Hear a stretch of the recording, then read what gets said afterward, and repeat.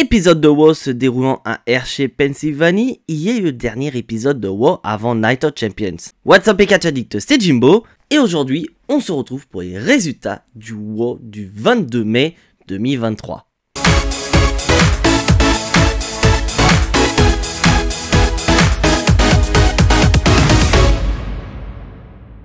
Et bah cet épisode de WoW, mes chers amis catch addicts, va commencer de manière très étonnante, puisqu'on va être en coulisses avec un Cody Rhodes qui doit certainement aller dans son vestiaire, parce que pour rappel il est censé confronter Brock Lesnar durant cet épisode de WoW, et bah on va pas attendre très longtemps puisqu'on va avoir Brock Lesnar qui va débarquer et s'en prendre à Cody Rhodes, il va littéralement le démolir et il ira même jusqu'à le blesser au bras gauche.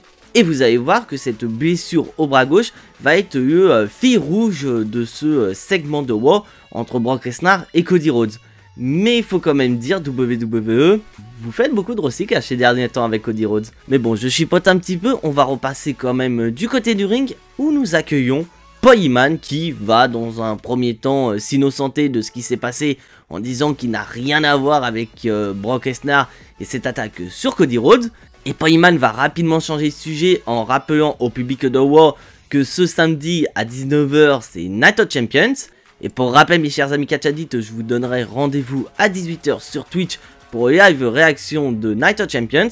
Et pour ceux que ça intéresse mes chers amis catch addicts, je vous laisse mon planning de stream de la semaine. Comme ça si vous avez envie de passer, vous êtes littéralement les bienvenus. Et bah Paul Heyman annonce que pour Night of Champions on aura 3 main events. Mais il va y avoir un main event qui va l'intéresser. Et bah bien sûr c'est le main event de son chef tribal Roman Reigns qui fera équipe avec Solo Sikoa face à Kevin Owens et Sami Zayn pour les titres tag team. Et justement Paul Heyman va annoncer que les Usos doivent rester chez eux sous ordre de Roman Reigns. Donc on peut imaginer pas mal de choses. Mais après avoir souhaité la bienvenue à Monday Night Raw au public, et bah ce dernier va littéralement se barrer et laisser place aux champions tag team Kevin Owens et Sami Zayn. Et vous allez voir que Kevin Owens et Sami Zayn vont chambrer Paul Heyman par rapport au fait qu'il y a des garpilles de manière assez rapide et historique. Et on va avoir un Kevin Owens qui a été très silencieux ces dernières semaines. Et bah là sur ce coup là il va être très expressif parce qu'il va pas avoir honte de dire que cette rivalité qu'il a avec Roman Reigns est dorénavant une rivalité personnelle.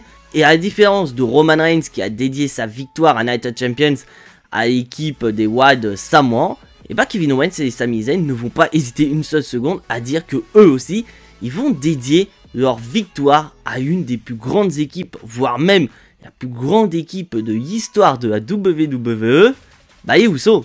Aïe aïe aïe aïe, ça c'est une pique assez facile de la part des champions. Mais bon, là, les champions disent très bien que ce match a lieu à Night of Champions, mais là, on est à Monday Night Raw, et que ces derniers ont quand même quelque chose à régler avec Imperium, puisqu'ils nous rappellent que ce soir, dans le main event de WoW, et bah, ils feront face à Imperium aux côtés d'un partenaire mystère. Et en parlant d'Imperium, justement, mes chers amis catch addicts, nous allons avoir Gunther accompagné de Giovanni Vinci et de Ludwig Kaiser, qui vont tenter de profiter de leur situation de supériorité numérique dans le but de venir à bout des champions tag team. Sauf que pas du tout parce qu'on va avoir le fameux partenaire mystère qui n'est pas si mystère que ça, puisque ça va être Matt Riddle qui va venir en aide aux champions tag team et ainsi se débarrasser d'Imperium.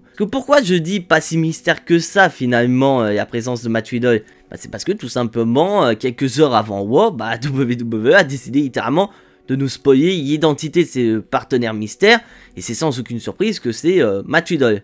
Bon après personnellement j'aurais plutôt misé sur Mustafa Ali, car pour rappel il est quand même le challenger numéro 1 au titre de champion intercontinental de Gunther. Bon après Matt Riddle ça reste assez logique, mais on peut supposer qu'après Mustafa Ali, ce sera peut-être Matt Riddle prochain challenger numéro 1 au titre de Gunther. Et maintenant mes chers amis catch addicts, on va passer au premier match de cet épisode de WoW, un match qui va opposer Ricochet à Bronson Reed. Mais avant d'attaquer le match, mes chers amis catch addicts, on va repasser dans les coulisses avec notre cher ami Baron Saxton qui va aller à la pêche aux informations, car apparemment il aurait entendu une rumeur disant que le bras gauche de Cody Rhodes serait cassé. Donc ce dernier va interviewer Adam Pearce et ce dernier va dire littéralement... Et donc ce dernier va chercher à avoir des informations auprès de notre cher ami Adam Pearce, sauf que ce dernier ne va pas répondre à la question de Baron Saxton. Bon, cette petite investigation backstage est officiellement terminée, donc on va repasser dans le ring entre Bronson Reed et Ricochet. Et dans l'ensemble, nous avons un match plutôt correct de 5 minutes entre les deux catcheurs. Et à noter que durant le combat, Ricochet a tenté de venir à bout de Bronson Reed en utilisant sa vitesse. Sauf que malheureusement pour Ricochet, Bronson Reed est bien plus résistant qu'il ne l'imaginait, mais surtout beaucoup plus puissant. Et c'est Bronson Reed qui va porter son tsunami pour le compte de 3 et ainsi remporter une nouvelle victoire. Et surtout une victoire face à un ancien champion intercontinental qui est Ricochet. Et franchement, dans le futur, voir Bronson Reed contre Gunther pour le titre de champion intercontinental, j'aimerais bien voir ça. Pourquoi pas au SummerSlam? Bon, après ça, mes chers amis Catchadit, on va passer dans les quiz avec notre cher Katy Kei qui va interviewer un revenant du côté de NXT qui est ni plus ni moins qu'Apollo Crews, qui est littéralement surexcité d'être de retour à Raw. Mais ce dernier va se faire interrompre rapidement par Dominic Mysterio et Rhea Ripley qui ne vont pas du tout se gêner à chambrer Apollo Crews. Ce qui va en plus aboutir à un combat entre Apollo Crews et Dominic Mysterio un petit peu plus tard durant cet épisode de Raw. Mais surtout que Rhea Ripley va envoyer un message assez fort à sa challengeuse qui est ni plus ni moins que Natalya. Parce que oui, pour ceux qui ne le savent pas, mes chers amis Catchadit, c'est désormais officiel. On aura un match de championnat entre Rhea Ripley et Natalya qui aura lieu à Night of Champions. Bon, c'est pas très excitant, on sait très bien que c'est Rhea Ripley qui va gagner. Justement, Rhea Ripley va envoyer un message très fort à Natalya en disant qu'elle va utiliser son cas comme un exemple aux futures personnes qui viendront la défier. Ah, ça c'est tout dit. Alors, après ça, on va repasser du côté du ring avec un match qui va opposer la nouvelle venue de NXT Zoey Stark face à Candice LeRae. Bon, en soi, j'ai pas grand chose à dire sur le combat, le match va durer quelques minutes, mais à noter que durant le combat, on a une certaine Nikki Cross qui va être aux côtés de Candice LeRae, et cette dernière va être toute contente de voir qu'à un moment donné, sa copine est en train de dominer Zoey Stark, sauf que malheureusement pour Candice LeRae, c'est Zoey Stark qui est en face d'elle, et cette dernière va reprendre l'avantage très rapidement, mais surtout, elle va remporter le combat. Donc une victoire de Zoey Stark qui fait une très belle impression dès ses débuts dans le roster principal. Franchement, je serais bien curieux de voir la suite des événements pour Zoey Stark. Peut-être, pourquoi pas, un futur match de championnat dans les mois à venir face à Rhea Ripley. Parce que clairement, Zoey Stark, Rhea Ripley, c'est une bonne affiche. Et on repasse du côté des coulisses avec une nouvelle fois Baron Saxton, qui n'est pas là pour essayer d'avoir des informations par rapport à la blessure de Cody Rhodes suite à l'attaque de Brock Lesnar. Non, c'est pas du tout ça. Non, lui, il est là pour interviewer le challenger numéro 1 au titre de champion intercontinental de Gunther, Mustafa Ali, qui est littéralement surexcité car c'est son opportunité de devenir champion intercontinental et ainsi marquer un grand coup dans sa carrière. Mais Mustafa Ali n'aura pas le temps de trop parler parce qu'on va avoir Brock Lesnar qui va arriver et qui va littéralement lui voler la vedette. Parce que le caméraman il va directement s'intéresser à Brock Lesnar et ce dernier va arriver dans le ring et ainsi nous informer d'une terrible nouvelle. Parce que oui, Brock Lesnar va nous informer que Cody Rhodes est blessé et que ce dernier ne pourra pas combattre à Night of Champions. Mais pour Brock Lesnar, voilà, c'est intolérable de ne pas avoir de match, c'est quand même l'Arabie Saoudite qui a mis un énorme billet pour l'arrivée de Brock Lesnar. Et ce dernier va proposer un Open Challenge à n'importe qui aura les coronets pour venir le défier. Et les coronets vont être rapides parce que on va avoir Cody Rhodes qui va débarquer avec un bras bien amoché accompagné de plusieurs personnes de la sécurité qui vont chercher à convaincre Cody Rhodes que c'est une énorme connerie d'aller affronter Brock Lesnar vu son état.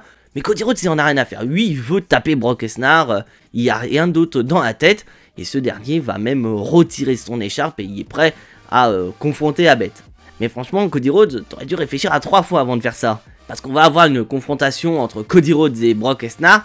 Mais malheureusement pour Cody Rhodes, il est très affaibli de son attaque en début de show par Brock Lesnar. Et ce dernier va se faire surprendre par le Kimura Lock de Brock Lesnar. Et Brock Lesnar va en profiter pour un peu plus démolir le bras gauche de Cody Rhodes qui est déjà bien baissé. Et j'ai presque cru que Brock Lesnar avait pété le bras gauche de Cody Rhodes suite à cette Kimura.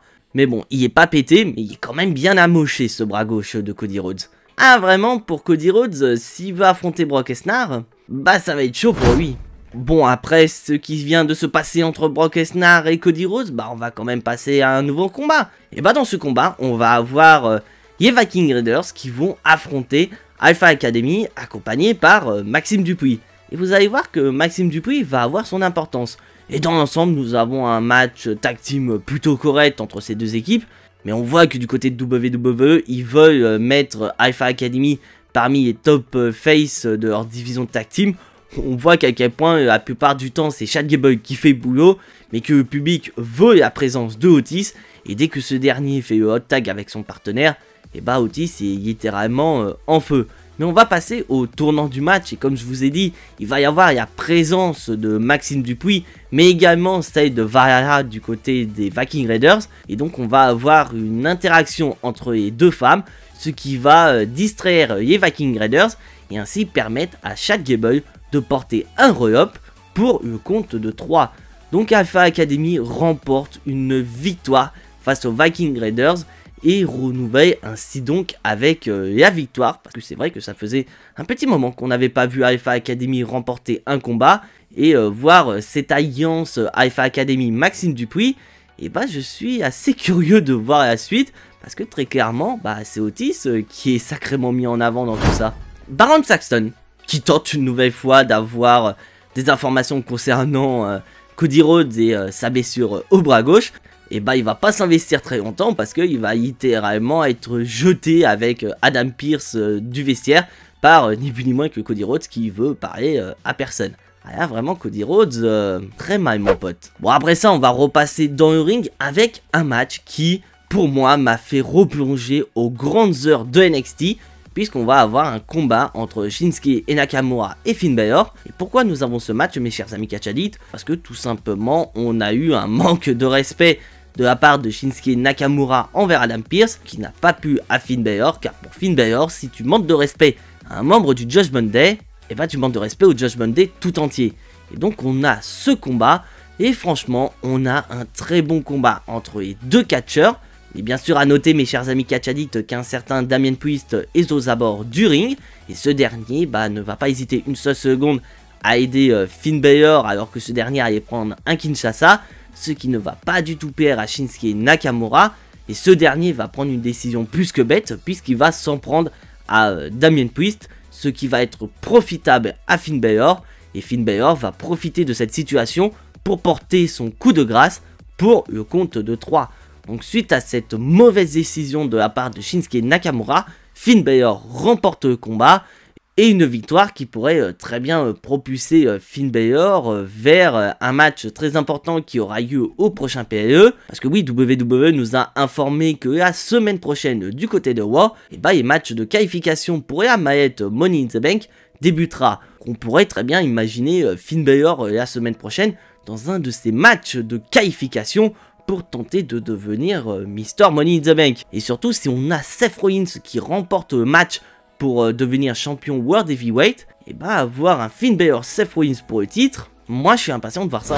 Raquel Rodriguez, qui est maintenant toute seule, parce que oui, pour ceux qui sont pas au courant, Liv Morgan est blessée, et donc de ce fait, Raquel Rodriguez est toute seule, mais elle va devoir trouver une partenaire mystère pour le match de championnat qui aura lieu la semaine prochaine du côté de Raw. Mais bon, là pour le moment, elle va avoir un match en solo, face à ni plus ni moins que Sonya Deville. Bon, je vais aller vite fait dans le combat parce qu'il n'y a pas grand chose à se mettre sous la dent. Le match va durer à peu près 5 minutes, et c'est sans aucune surprise que Raquel Rodriguez va remporter le combat. Mais c'est surtout l'après-match qui va être très intéressante. Puisque suite à cette victoire, Chelsea Green va s'en prendre à Raquel Rodriguez, et sans aucune surprise, c'est sans aucune surprise mes chers amis catchadites que nous allons avoir Shotzi qui va arriver et porter secours à Raquel Rodriguez. Et cette mission va être un franc succès parce qu'avec l'aide de Shotzi, et bah Raquel Rodriguez va se débarrasser de Sonya Deville et de Chelsea Green. Et on apprendra un petit peu plus tard dans la soirée que Raquel Rodriguez fera équipe avec Shotzi dans ce fameux Fatal 4-Way qui aura lieu la semaine prochaine pour tenter de récupérer son titre de championne tag team. Donc comme je vous ai dit dans ma review de SmackDown, je ne pense pas que même avec la présence de Shotzi, Raquel Rodriguez va récupérer les titres tag team. Moi comme j'ai dit, je mise une pièce sur Wanda Rousey et Shayna Baszler. Mais franchement, c'était pas surprenant l'arrivée de Shotzi. Vous pensez à qui d'autre selon vous? Vous pensez à qui d'autre honnêtement? On repasse du côté des coulisses avec Adam Pearce et un officiel qui annonce que Cody Rhodes ne veut parler à personne. Mais après ça, Adam Pearce va être interrompu par Trish Stratus qui se chie littéralement dessus par rapport à ce qui va se passer durant cet épisode de Raw. Parce que oui, pour rappel, elle doit signer son contrat avec Becky Lynch.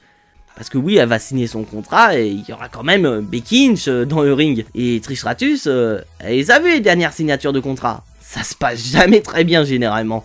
Donc elle va demander une assurance auprès d'Adam Pearce et mettre une clause qui interdit le contact entre elle et Becky Lynch durant ce segment. Bon, Adam Pearce va accepter et donc Trish Stratus, elle va être pépère pour cette signature de contrat. Et bah justement la signature de contrat, bah et tout de suite. Et bah nous accueillons Becky Lynch, et franchement mes chers amis catchadites, putain mais c'est quoi ces lunettes de Becky Lynch? Bon ok je suis d'accord Becky Lynch, tu ne veux plus voir Trish Stratus, mais à ce point là quand même. Et une Becky Lynch voilà qui sans aucune surprise et sans aucune hésitation va signer son contrat, et on va avoir Trish Stratus qui va arriver, et une Trish Stratus qui est de plus en plus insupportable, car cette dernière va encore rappeler à Becky Lynch que si cette dernière elle a tout, c'est avant tout grâce à elle. Si elle touche autant d'argent, si elle a des belles fringues, c'est avant tout grâce à Trish Stratus. Trish Stratus va se mettre littéralement en avant en disant que dès qu'elle a foutu les pieds à la WWE, elle était littéralement numéro 1. Elle n'a pas eu besoin de faire certaines choses comme se péter nez pour devenir la numéro 1 à la WWE. Et bah souvenez-vous, 2018, Becky Lynch est pété nez et c'est grâce à ça que The Man est né. Et bah Becky Lynch, justement, va répondre à Trish Stratus de la plus belle des manières, en disant voilà que Trish, elle a peur d'elle, c'est pour ça qu'elle a demandé cette assurance auprès d'Adam Pearce de ne pas avoir de contact autorisé entre les deux catcheuses durant cette signature de contrat, et que surtout, bah, elle va remercier Trish Stratus, les fameux remerciements que demande Trish Stratus depuis de nombreuses semaines à Becky Lynch, mais pas des remerciements qu'elle espérait, parce que Becky Lynch va la remercier, parce que grâce à elle, eh ben, elle a montré ce qu'elle ne veut pas devenir plus tard dans sa carrière, c'est-à-dire être une Trish Stratus. Et là où ça va être plus comique, c'est que Becky Lynch va terminer sa promo avec ceci. Et Becky Lynch va terminer sa promo en disant que la raclée qu'elle va donner à Trish Stratus lors de Night of Champions sera plus humiliant que d'aboyer comme une chienne.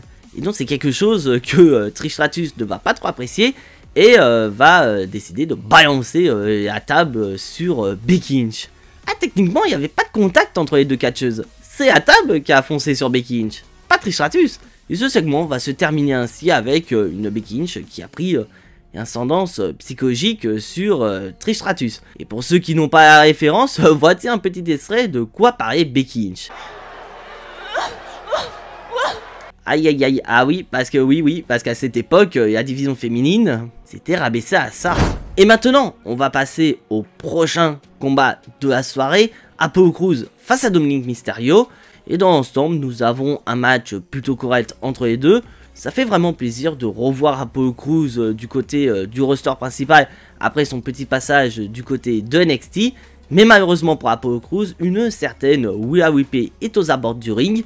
Et c'est sans aucune hésitation que cette dernière va s'en prendre à Apollo Crews. Et là où on s'attend que Apollo Crews va perdre par des contacts extérieurs. Sauf que ce dernier va remonter dans le ring. Mais il va se faire accueillir par un Frog Splash de Dominic Mysterio. Qui porte quand même de très loin pour le compte de 3. Donc une nouvelle victoire à mettre au compteur de Dominic Mysterio. Et il pourrait très bien, comme son confrère Finn Balor, rejoindre le match de qualification pour la mallette Money in the Bank, qui pour rappel se déroulera la semaine prochaine du côté de Raw. Et maintenant mes chers amis catchadites, il est temps de passer au match main event de cet épisode de Raw, le match 3 contre 3 entre Imperium, les champions tag team Kevin Owens et Sami Zayn, et Matt Riddle. Et dans l'ensemble, on a un putain de main event entre ces 6 catcheurs. On n'a vraiment pas le temps de respirer dans le ring. et on a de très belles interactions entre les deux équipes. Ça fait réellement plaisir. Et on voit clairement que ce match sert qu'à une seule chose, c'est de préparer les champions tag team pour leur match qu'ils auront à Night of Champions face à Roman Reigns et Solo Sikoa. Et le match va se terminer de manière très clean par une victoire des champions tag team et de Match Idol. Et comme je l'ai dit, c'est une victoire qui fait très plaisir aux champions, qui les prépare à leur match à Night of Champions face à Roman Reigns et Solo Sikoa. Et ces derniers profitent également de ce match pour envoyer un message très fort aux challengers en disant clairement vous aurez jamais ces ceintures de champion tag team. Et là où tu penses que ce match est le main event de cet épisode de War, et vous allez voir que vous avez totalement tort. Parce qu'on va repasser dans les coulisses avec Cody Rhodes qui ne veut parler à personne, il ne veut surtout pas avoir l'avis des médecins. Mais on va avoir un certain Triple H qui va arriver et qui va commencer une discussion avec Cody Rhodes en lui disant clairement qu'il comprend pourquoi il ne veut pas l'avis des médecins, car il sait très bien que si les médecins l'examinent, ces derniers vont lui refuser littéralement ce match face à Brock Lesnar lors de Night of Champions. Mais tu vois que Triple H essaye de convaincre Cody Rhodes de ne pas aller à Night of Champions pour affronter Brock Lesnar vu son état actuel et surtout avec un bras en moins. Triple H va rappeler des moments assez sombres de Cody Rhodes, notamment ce qui s'est passé l'année dernière avec Faye qui a affronté Seth Rollins dans un Hell in a Cell avec un pec totalement pété. Justement, Cody Rhodes, il dit oui, il connaît cette histoire, ça a été très dur, mais ce qui est encore plus dur pour lui, c'est d'être un lâche et de refuser d'affronter Brock Lesnar à Night of Champions. Donc on a vraiment affaire à un Cody Rhodes qui a beau avoir un bras totalement bousillé, sa volonté est toujours présente et il veut absolument affronter Brock Lesnar à Night of Champions. Et donc Triple H va rapidement lâcher l'affaire et Triple H va quitter le vestiaire en lui mettant une petite tapote sur les épaules.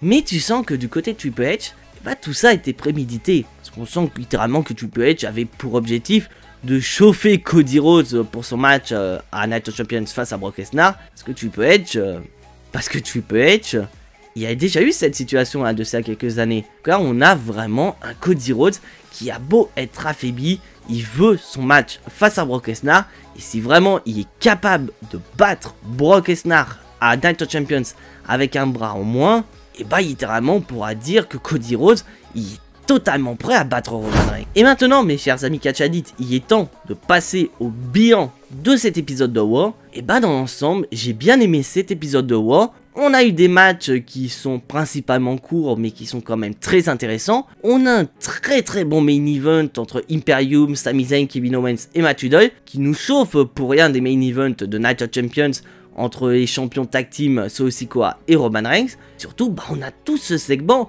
autour de Cody Rhodes qui va se faire yaminer par Brock Lesnar, qui va avoir un bras en moins, mais qui ne veut absolument pas faiblir, et il veut absolument affronter Brock Lesnar à Night of Champions. Bon, après cet épisode de War, il y a quand même un point négatif, et c'est vrai que ça me fait mal au cœur de parler de ce point négatif.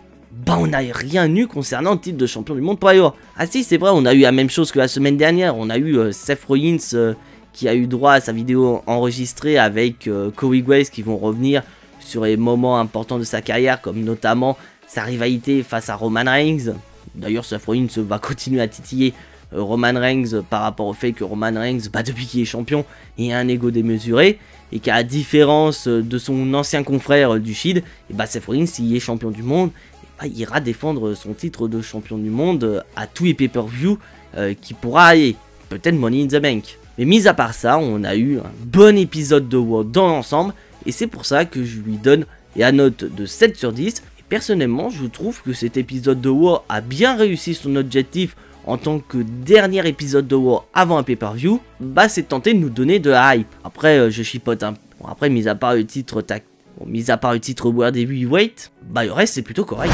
Et donc voilà, mes chers amis Catch Addicts, c'est tout pour les résultats de War.